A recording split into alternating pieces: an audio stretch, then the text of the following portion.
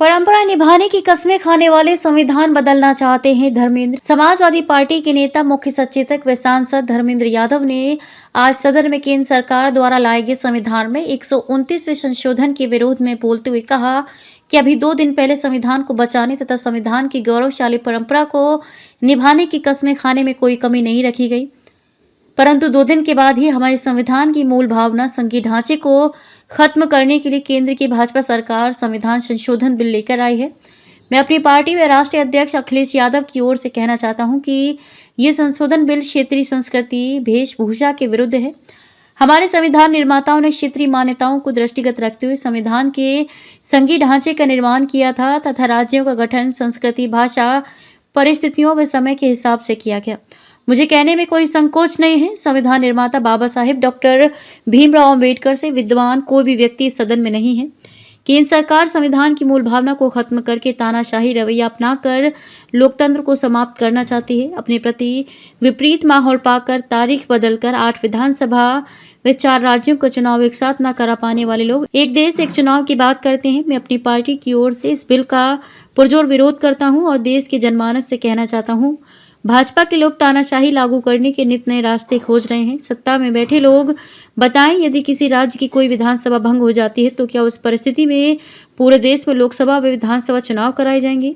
संविधान विरोधी, संघीय ढांचे विरोधी, सर्वोच्च न्यायालय के भावना विरोधी, गरीब विरोधी, दलित विरोधी, पिछड़ा विरोधी, अल्पसंख्यक विरोधी इस बिल संशोधन का हम पुनः पुरजोर विरोध करते हैं। धर्मेंद्र यादव।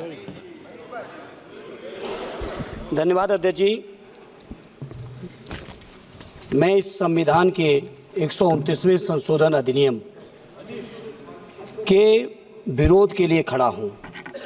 अध्यक्ष जी, मैं समझ नहीं पा रहा हूं, अभी 2 दिन पहले संविधान को बचाने की, संविधान की गौरवशाली परंपराएं की कस्में खाने में कोई कमी नहीं रखी।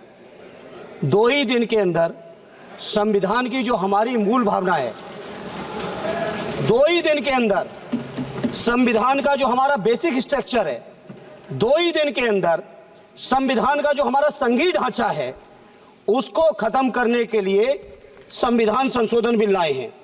मैं मनीष तिवारी जी से सहमत हूं और अपनी पार्टी और अपने नेता आदरणीय अखिलेश यादव जी की ओर से कहना चाहता हूं, ये बिल पूरे देश के जो अलग अलग भेष, भाषाएं, संस्कृति, क्षेत्र की जो मान्यताएं हैं, जो हमारे संविधान निर्माताओं ने बहुत सोच विचार के, मंथन, अध्ययन करके ये संघीय ढांचा तैयार किया था, राज्यों का गठन भी किया था संस्कृति के हिसाब से, क्षेत्र के हिसाब से, भाषा के हिसाब से, परिस्थितियों और समय के हिसाब से।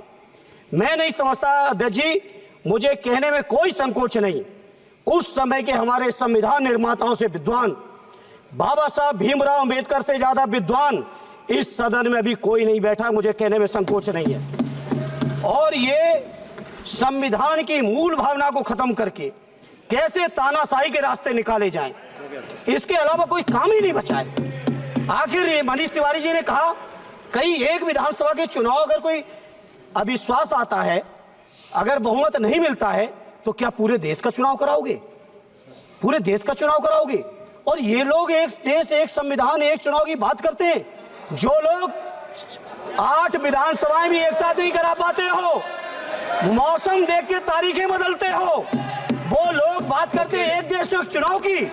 इसलिए अध्यक्ष जी, मैं अपनी पार्टी की ओर से, अपने नेता आदरणीय अखिलेश यादव जी की ओर से इस बिल का पुरजोर विरोध करता हूं और आपके माध्यम से देश के जनमानस से कहना चाहता हूं, ये भारतीय जनता पार्टी के लोग तानाशाही लाने के नित नए रास्ते लाते हैं। जो 8 विधानसभाओं का चुनाव एक साथ नहीं करा पाए, 4 राज्यों के चुनाव एक साथ नहीं करा पाए, वो पूरे देश की लोकसभा और सारे प्रांतों की विधानसभाएं एक साथ कराने की बात करते हैं। मैं पूछना चाहता हूं सरकार से, अगर एक प्रांत के अंदर सरकार गिरती है तो क्या पूरे देश की लोकसभा के चुनाव कराओगे? क्या अगर लोकसभा के चुनाव के चक्कर में उस प्रांत के लोग क्यों सफर करेंगे? अरे चर्चा कर लेना, अरे कुछ नहीं बचा है, कुछ नहीं बचा है आपके पास। अध्यक्ष जी, सदन को थोड़ा सा सिस्टम में लाएं। अध्यक्ष जी, आपसे अनुरोध है, आपके माध्यम से सरकार से अनुरोध है, जनता ने बड़ी उम्मीदों के साथ हम सबको भेजा है और हम सब लोगों की जिम्मेदारी है ये संविधान विरोधी, संघीय ढांचे विरोधी, बेसिक स्ट्रक्चर विरोधी कई केसों की चर्चा की मनीष तिवारी जी ने, मैं उनके साथ जोड़ते हुए माननीय सर्वोच्च न्यायालय की भावनाओं के विरोधी, गरीब विरोधी, दलित विरोधी, पिछड़ा विरोधी, मुसलमान विरोधी इस नीयत को वापस लो, ये अध्यक्ष जी आपके माध्यम से मेरी आपसे प्रार्थना है। बहुत बहुत धन्यवाद। एक